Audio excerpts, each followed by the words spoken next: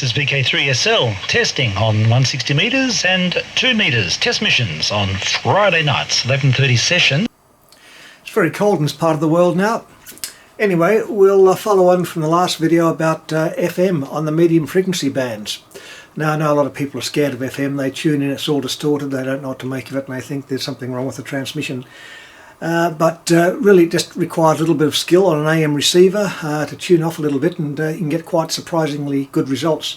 What we'll do, we'll go through different radios and see what the sort of quality we get on FM with a standard broadcast set or a communications type receiver.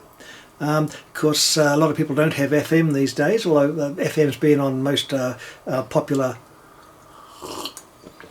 communications receivers and ham rigs for quite a while, and most do a decent job. There were a few sets about 20-30 years ago had really muffled FM, and it was hopeless, but there are hacks if you look in on web pages to fix it up, mainly just chop a capacitor or something. Had some stupid de-emphasis curve, I don't know why, but most of the latest sets sound quite okay. Anyway, what we'll do, we'll go through different radios, put a reasonably strong FM signal on, you can see how it sounds, and then we'll do a real life test.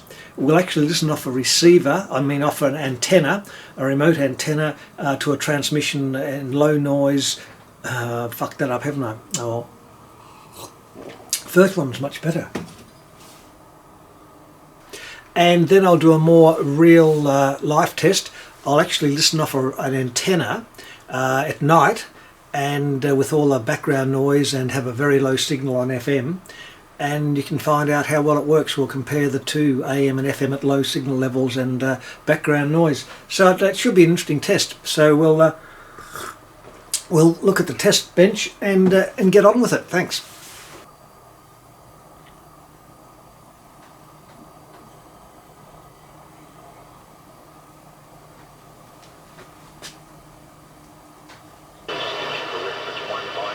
Like that. I'm going to read a little bit out of a book called Intelligent Life in the Universe.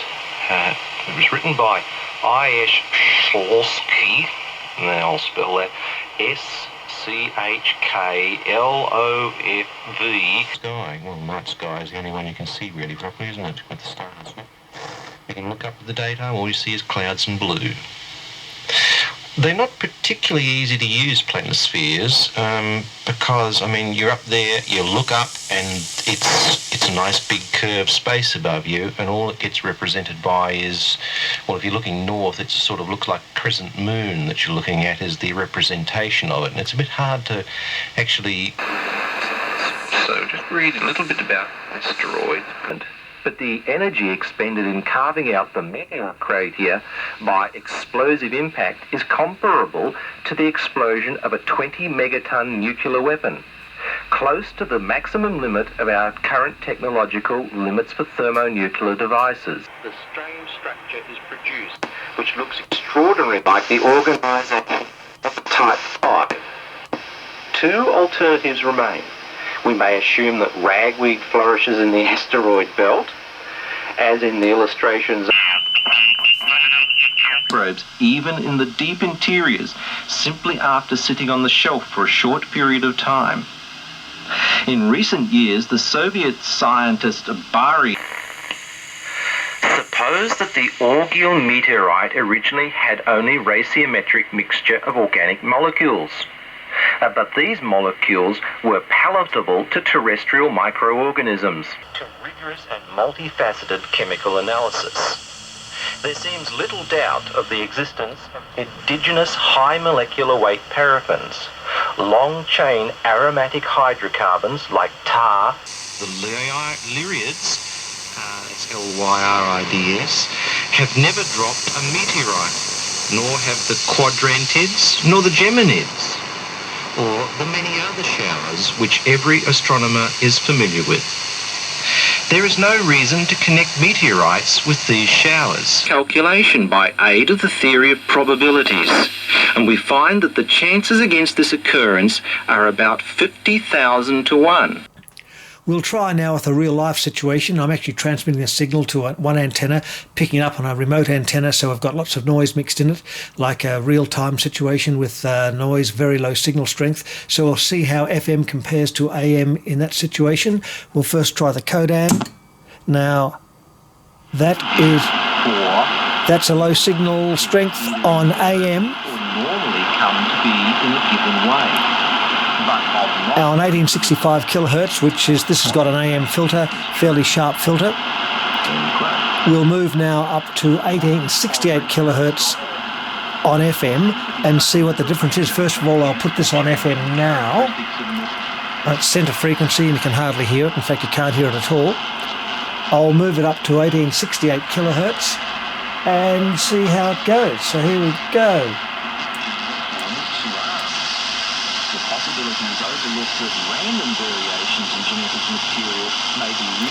It might be slightly worse, but it's not bad. Become established in the entire population. After the time of Lucretius,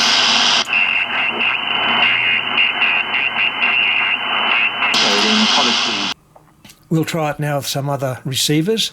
Philips Cosmopolitan. Yet the problem of the origin now that's of AM. organism remains. No one felt the difficulty Go to FM. more keenly than Darwin and tune it. It is mere rubbish thinking at present of the origin of life.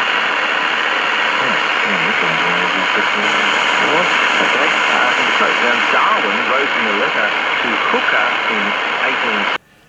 This one's got a bit of a wider filter. We'll see how it goes. Across the entire galaxy, that's AM. Take 10 to the power 11 years, and a time interval some 10 FM. times greater than the estimated age of a galaxy. We'll tune off. Several billions of years ago, as would be required to match the evolutionary timescale, that initial bug would have been ejected from a star. Okay, that's AM. Greater than one can escape. These bugs must be approximately 0.2 FM. Assuming them the diameter must therefore be comparable to the wavelength of visible light. Okay, that's AM. Terrestrial atmosphere. FM. Some evidence from the universe that microorganisms at great heights well into the stratosphere. Arrhenius postulated that occasionally such organisms will be entirely injected. The low-level test, that's AM. Surface. Suppose, for instance, that the stone should be shot up to a height equal to the plate. The attraction of gravity will then be reduced to 1/4 of what it was at the surface, and hence the planet will find greater difficulty. Now we've got FM.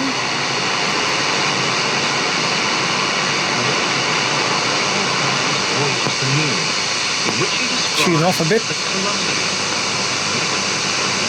It's fairly delicate. 7 miles per second. This is the critical velocity for Earth. If we could imagine the air removed, then a cannon of a 7-mile power would project the body upward, which would never fall down. Low signal strength test on AM. The atmosphere has been considered to be very great difficulty, but this resistance would have been lessened were the crater at a high elevation above sea level, while if a vast volume of ejected gases and vapours accompanied the more solid material. Low signal on FM.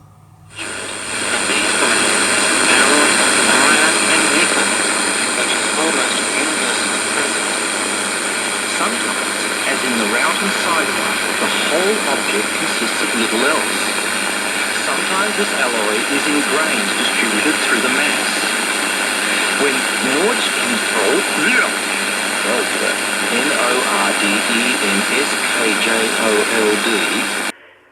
Yes, we played in a Persian market and I thought it was... If you've got an FM receiver, of course, you don't need to worry about all of this. The ICOM 7300 isn't too bad, although there's sort of not much audio above 3.5 kilocycles, so it hasn't got that FM sparkle. Lots of tapes and things, but the Clarion recording engineer was out there with his Bayer machine. It was either an Ampex 300 or a Bayer. Anyhow, and I remember being fascinated by the big VU meters and everything. I think I was more interested in that than the music, to be completely honest. Although I did like the first cellist. I remember I had a crush on... Anyhow, look, we'll move on. We'll move on. The popular Yaesu 817s have fantastic FM. If you want hi-fi, just plug a decent speaker into the speaker output socket.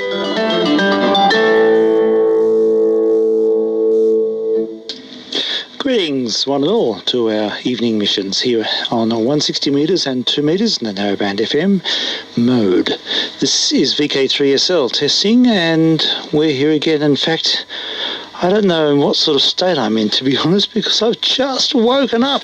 And I'm keen to have a listen to another one of these Vitatone records. So hi Jamie, if you're listening, we will give this a go. This is one of these records, probably a pseudonym, and I don't know much about the music. I haven't even sampled this, to be honest. And if you want even better quality to play through a big hi-fi system, you can get almost full bandwidth FM receive quality from the data output at the back through the little mini DIN plug. Get a bit of a clean as I speak, and I think it's set up to go. Let me just check. That should be in mode now. VK3SL testing.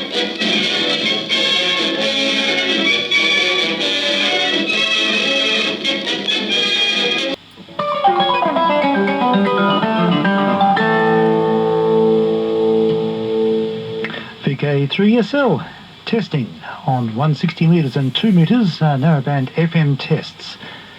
Late nights on Fridays. We've been doing this for quite some time. In fact, I think it's over 2 months now, every week. And it's a time-honoured tradition. We test the equipment here, we flex our muscles, and it's all in the narrowband FM mode. Then the neighbours don't complain. Actually, I did some AM tests the other day, and interestingly, AM, it got in everywhere, unfortunately. I think there might be a few inefficiencies with my antenna, and quite a few people are able to resolve. So especially if you've got an 817, FT817, TS440S, or a FRG 7700 to snip capacitor C13 is the one to snip, isn't it, on the FM board. There are a few ways forward, and of course some people choose to slope detect. I've got quite a few slope detectors. I even got a slope detecting CD in the mail the other day, which was very well received. So, yeah, that's the way we do it. And what have we got on the table today? We always start with something